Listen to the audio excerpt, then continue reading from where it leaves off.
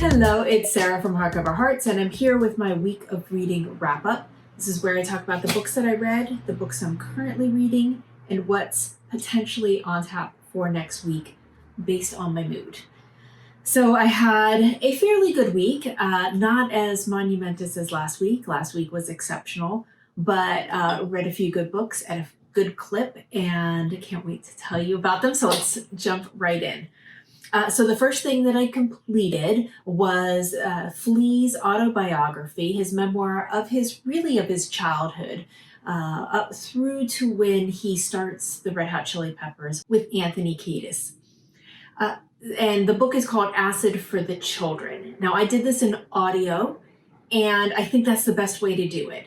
I personally found his younger years more enjoyable to listen to. Admittedly, he's had a kind of challenging childhood. He has difficult parents. He has been exposed to not really the best of role models. He also inhabits this kind of youthful, impish, mischievous nature, which is appropriate for a young boy, and you can listen and you can laugh along with him.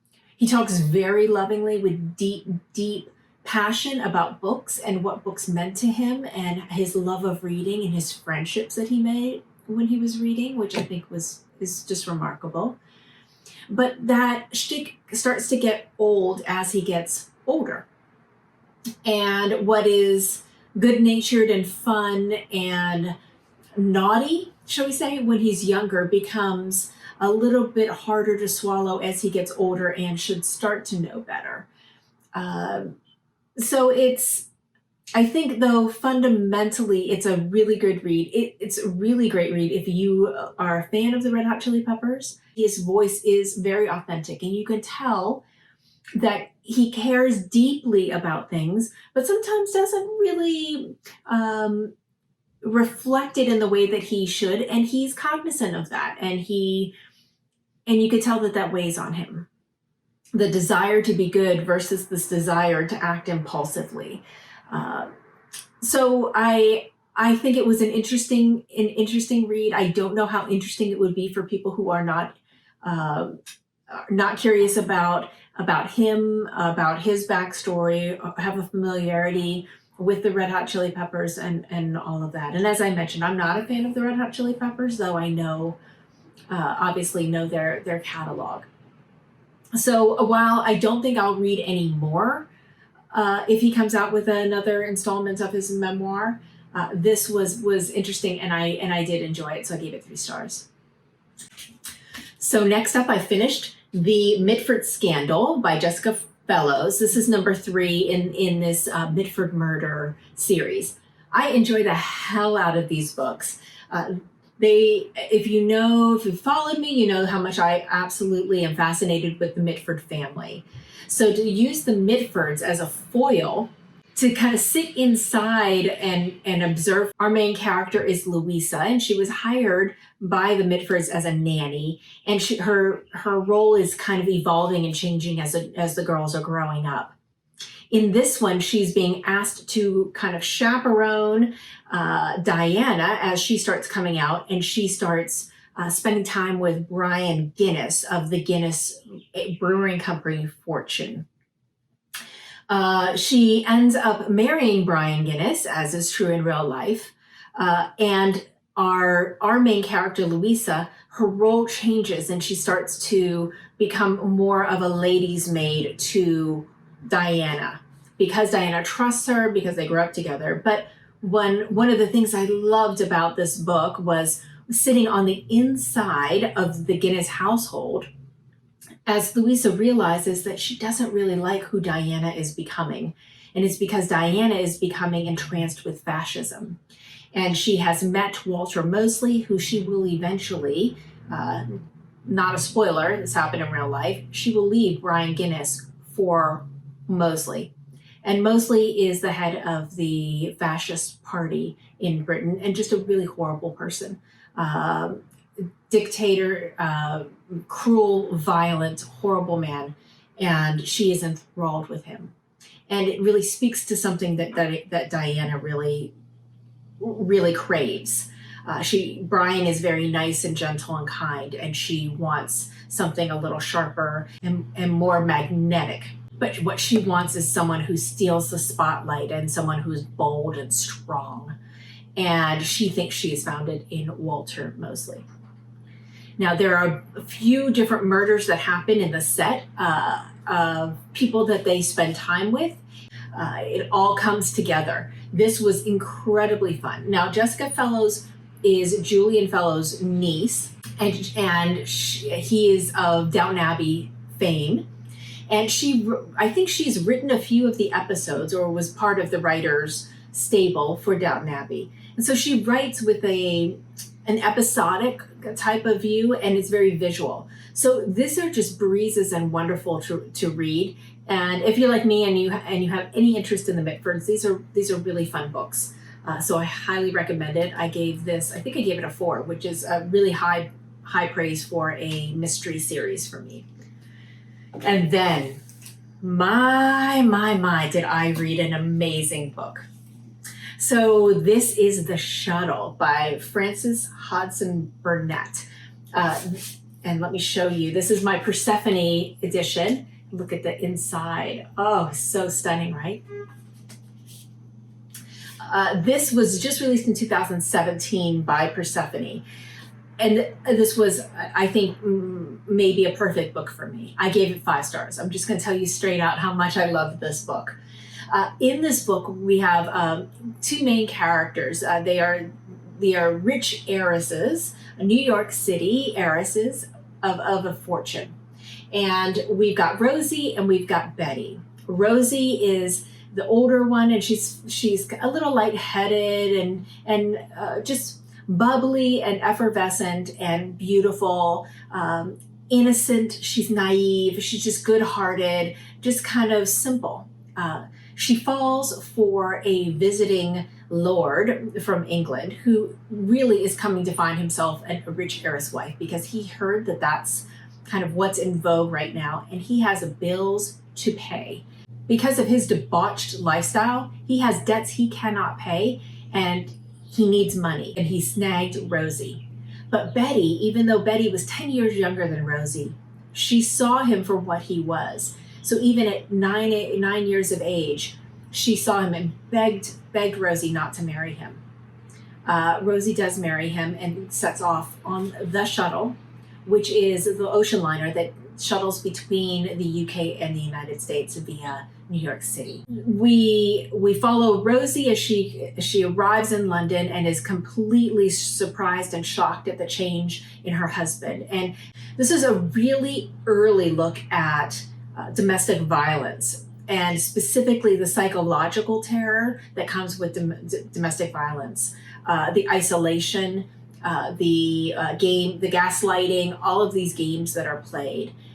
And Rosie's just not strong enough to be able to resist. What's at the heart of this is that Rosie doesn't think that her fortune belongs to him. He thinks it does, and legally it should, but he needs her to give it to him. And that creates a standoff. He proceeds to isolate her from her family, and no one hears from her for 12 years. Now, Betty, in the meantime, has flourished, has grown as a character, has gone to the continent, has studied, and has really observed her father. She is very intuitive, and she studies people, and she's incredibly smart. Over and over and over in this book, they talk about how she almost thinks like a man and if she was only a man, she'd be able to take over her father's business. So we see her constantly being underestimated. She puts together a 15-year plan, and she's going to find her sister. She studies and figures out exactly what she's going to do, and she leaves on the shuttle for England. And she arrives and puts things to right through all sorts of different means. And in the meantime, also ends up in a complicated love story. This book was remarkable. What I loved about it was how the depths at which she went into how Americans were viewed, positive and negative, and specifically the American heiresses. And now I read a book earlier in the year or late last, I think it was earlier this year, about the American heiresses. I'll put a link to it below. And I did the audiobook, and it was really, really interesting. And it really showed how so many of these marriages were very unhappy ones because of American women's understanding of how they should be taken care of. And instead they were considered chattel and part of, and needed to be subservient to the men, financially and legally, and how difficult that was for them. And this book really goes into great detail, but the characters were fantastic. The setting is magnificent. And I just loved every moment of it. I went to bed late and I woke up early to finish it. This was supposed to be a buddy read to take me all month, and I slammed it out. I couldn't wait. It was too great. So that's The Shuttle by Frances Hodgson Burnett, who also wrote The Secret Garden. This is one that I purchased when I was last in London in November, and I'm just so happy that I actually own it. So highly recommend it. This is Buddy Read Central here. I have tons of books that I'm doing as Buddy Reads right now. And as you probably saw in my last video, I'm a big fan of Buddy Reads. And in fact, I think I'm going to do a follow-up to that video because there were so many questions and so many other things that it brought up that I'd like to respond in one place. But the first thing that I'm reading is Tim Winton's Cloudstreet. I'm reading this with Greg. It's supposedly fun. And we are very interested. This is offering us a lot of material for conversation. This is the story of two different families that are forced to live together in this big, huge house through circumstances, and the different dynamics and the individuals that make up these two families, and some themes that are going on are really about fate versus faith. And I'm enjoying it very much and really enjoying reading it with Greg. He's got some great insights. Then I just had my first check-in this week on The Watermelon Boys by Ruqaya Izzidien. And this is a story up in 1915 in Baghdad. And this is a time that I have not studied in this part of the world, so really excited to read this. Sean has great insight and is doing a wonderful job at providing some background, doing some background digging and information which is adding some richness to this buddy read.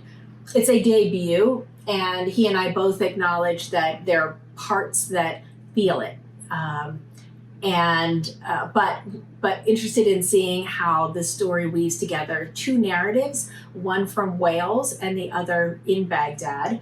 Then I have my first check-in today on The Good Terrorist by Doris Lessing. I'm reading this with Adam of Memento Mori.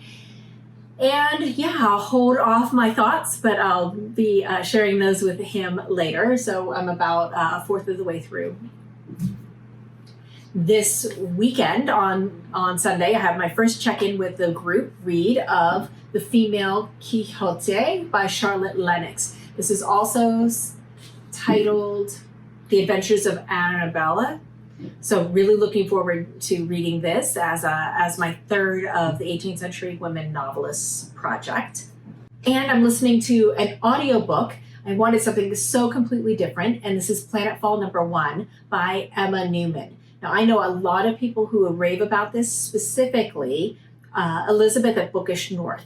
So decided to give it a listen, and it's very interesting. It's keeping me occupied while I'm doing a ton of spreadsheets and some really tedious work to formulas and stuff for work. And so as I'm doing those types of things, it's really nice to have something interesting to listen to.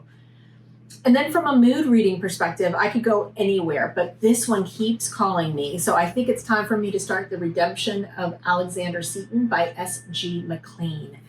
It looks really, really good. I've heard nothing but amazing things, and I'm just feeling like I'm in the mood, specifically because I was supposed to go to Scotland. We were supposed to go to Edinburgh next month, and so it might be nice for me to start this. This was going to be in anticipation of that visit. So that's it. That's kind of everything that's on my plate right now. So I'd love to know, have you any experience with any of these books? Or do you know any books that are similar to the ones that I loved? Please let me know in the comments below. I hope you're all doing well. Please stay safe, stay inside, wash your hands, and don't touch your face. That's it for me for now. I'll look forward to talking to you later. Bye.